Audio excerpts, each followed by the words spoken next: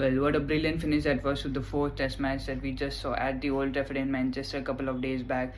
It ended in a draw, but it was an amazing test match to watch and follow all 5 days long.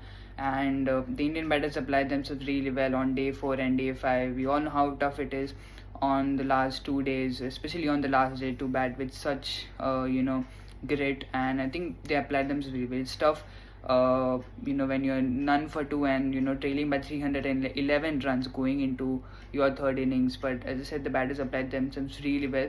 KL Rahul and Shubman Gill at the start, may ensure that India don't lose any more wickets on day 4. And on day 5, I think Washington Sundar and Jadeja batted really well as well. After both Gill and Rahul were dismissed on the morning session, I think that was a pretty good job by the Indian batters. England had the moments as well. They scored 669 after bowling England out. Root and Stokes scored really good centuries as well, but the match ended in a draw, unfortunately. And there was a bit of drama there at the end of day 5 as well, as Ben Stokes wanted to shake hands earlier. But the Indian team wanted the batters to score centuries. But the series now moves to Kia Oval at London, and it's a really important match. If India win this, they get to level the series, and if it's a draw or a win, England get to win the series.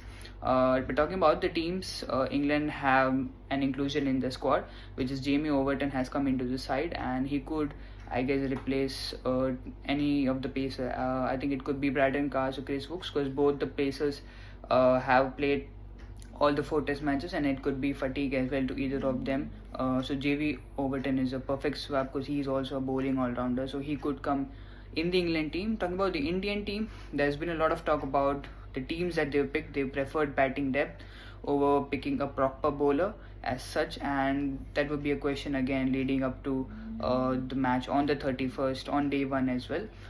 They could bring in Kuldeep Yadav, and I think Anshul Kamboj and Shardul Thakur could make way after not having that great a test match, especially Anshul Kamboj, and Thakur did not get that many overs as well, so that could be something that India could look at. And Akashdeep Prasid might come into the team as well, because Gautam Gambhir after the 4th test match did say that all the paces are fit, so Bumrah could also play the 5th test match. And it could be interesting if Kuldeep Yadav does indeed play that 5th test match. And I just hope the match lives up to what the series has been so far. All 4 test matches have ended on the 5th day, and I just hope that this match also ends on day 5.